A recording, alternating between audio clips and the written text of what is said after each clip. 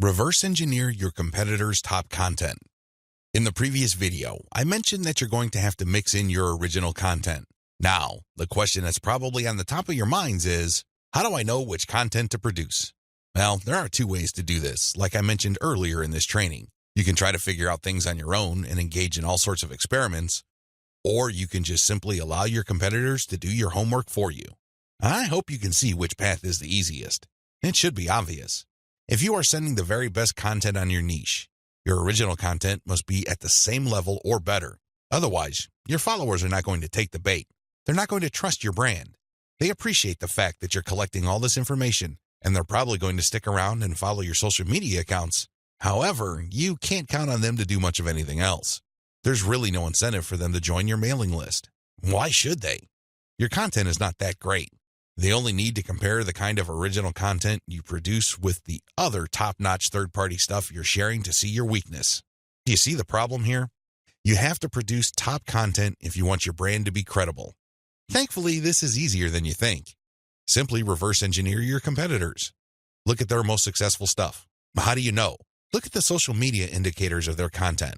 How many likes does their top content get? How many shares? Is there any other indicator that shows that this content actually has traction? Maybe you should pay attention to the number of comments for that content. Maybe you would want to run a backlink checker on a piece of content and see how many other blogs or websites link to that piece of content. This is how you measure the overall success of any single piece of content so you can use it as a template, if you will, for your own content. I'm not saying that you should rip it off. Instead, I'm encouraging you to use it as a starting point and come up with something so much better. Focus on what works.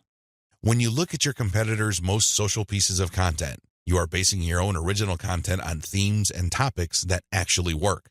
They have traction with your target audience members. You're not wasting money or time taking wild guesses. This is one of the most common mistakes social media marketers make. They think that they have the best ideas regarding hot content in their niche, so they come up with all sorts of content that they think is just plain awesome, only to fall flat on their faces. I'm telling you, for every 100 pieces of those types of original content, maybe 10 would gain any sort of respectable traction in your niche. It's too expensive, and it burns too much time. Thankfully, there is a better way. You just need to reverse engineer your competitors' most successful content. Use that as a starting point. You can adjust them. You can modify them. You can come up with your own variations. But at least you get a head start. At least you're in the ballpark when you start off. You're not just taking random shots in the dark. Learn from your own success. After you have started curating and mixing in your original content, pay attention to your statistics.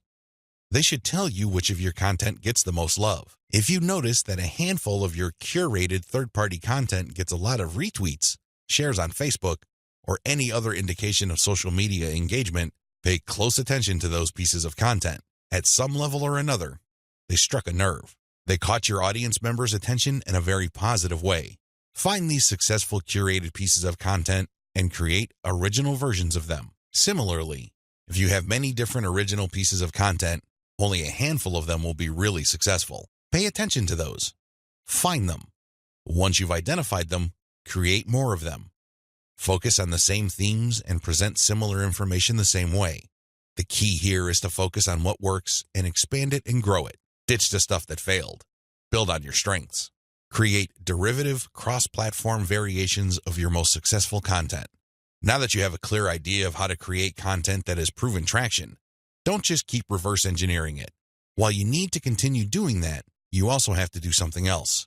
Create derivative or cross-platform versions. For example, one particular type of blog post does well on all your social media accounts.